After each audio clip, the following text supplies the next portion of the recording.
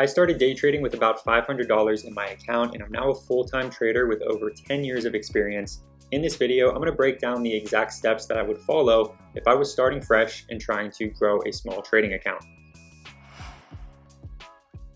If you currently have a small trading account, one of the issues that you're probably struggling with is the PDT, or the pattern day trader rule, which limits US-based traders with less than $25,000 in their account to only 3 day trades per 5 business days.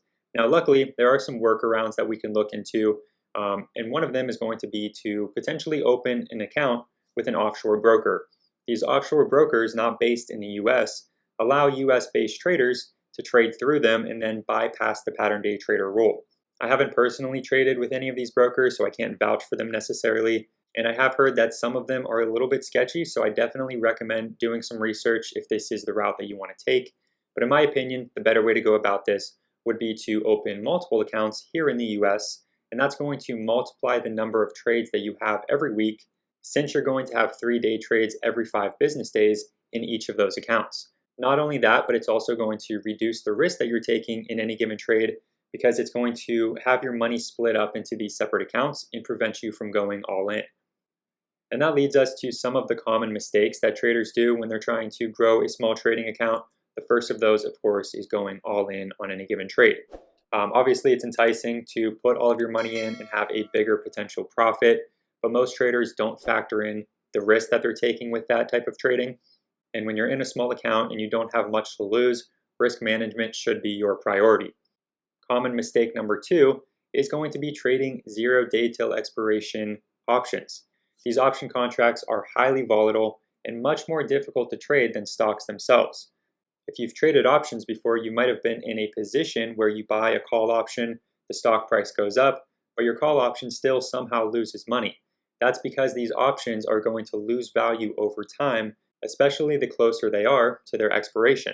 This time decay makes them much more difficult to trade. So until you have consistency and a good understanding of how to trade stocks, avoid trading options. Common mistake number 3 is going to be trading the wrong setups. A lot of new traders get into the market trying to do these quick scalps in these low risk reward setups, and although that can work in the long run, if you're a new trader trying to grow a small trading account, these are not going to be the best route to take. And in just a minute, I'm going to give you a better setup to focus on that's going to give you a much better risk reward. And common mistake number 4 when trying to grow a small trading account is having poor or no risk management at all. Obviously, again, this should be your main priority, protecting the money that you do have in your account so that way you can use it to grow. And I can tell you over and over and over again how important it is to manage your risk when you're trading, but I think that this chart really gives you a good idea of how important it is. If we have a portfolio that loses 20% of the value, you might think that you only need to make 20% in order to get back to break even, but you have to realize that after you lose 20%, you have much less money to invest to then make that money back. So in order to get back to break even, you would need to make a 25% return. If you lose 50% of your account balance, you now need to double your account balance or make a 100% gain in order to get back to break even. And we can see that these numbers just go up and up and up and up. And that's why it's so important to keep our losses small, manage our risk, and make sure that we don't get ourselves into a big hole when we're just starting off our trading careers. So all of that being said, if I were to focus just on one strategy, trying to grow a small trading account, it would be the opening range breakout. This is one of the main strategies that we focus on at Master the Market for good reason, because it gives you a defined risk level, and it also has much higher profit potential when the trades do work in our favor. And the idea behind this strategy is we're just looking to buy the breakout outside of the first 5-minute candle's high.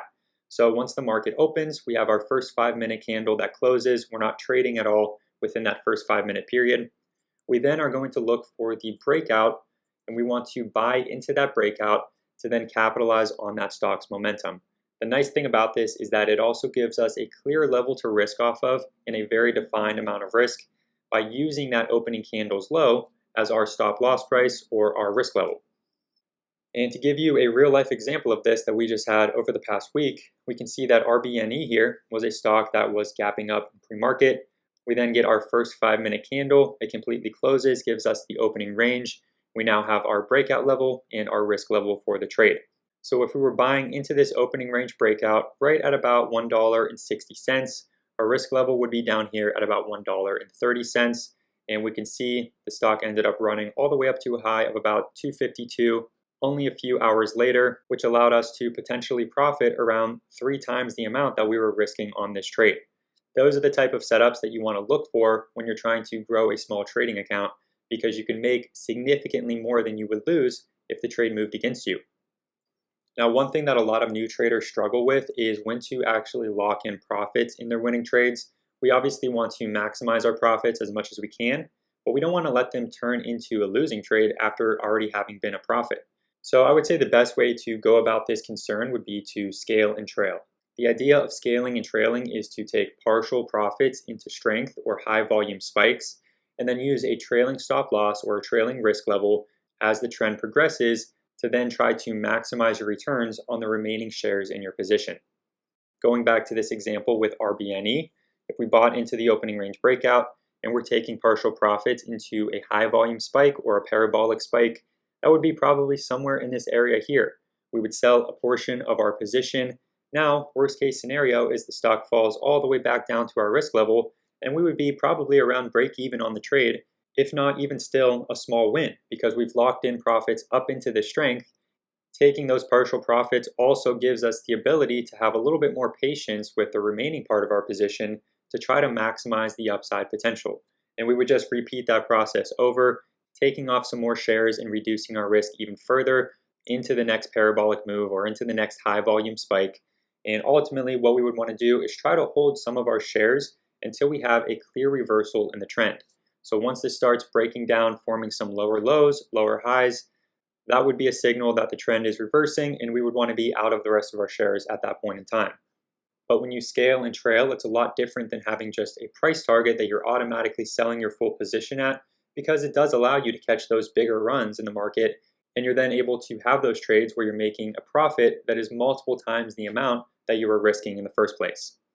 So anyway, if I was starting fresh and trying to grow a small trading account, those are the steps that I would follow: splitting up my account into multiple smaller accounts to reduce risk and give me more day trades, focusing on higher risk reward setups like the opening range breakout, managing my risk properly, and trying to maximize my returns by scaling and trailing. If you want to learn more about opening range breakouts, how to read price action in general, and how to properly manage your risk, we have a free 1-hour beginner course at Master the Market. It's going to be linked down below in the description. Again, 100% free. I highly recommend you check it out. If you found some value in this video, please make sure to give it a like and subscribe to the channel. Thanks for watching. I hope you enjoyed, and good luck with your trading.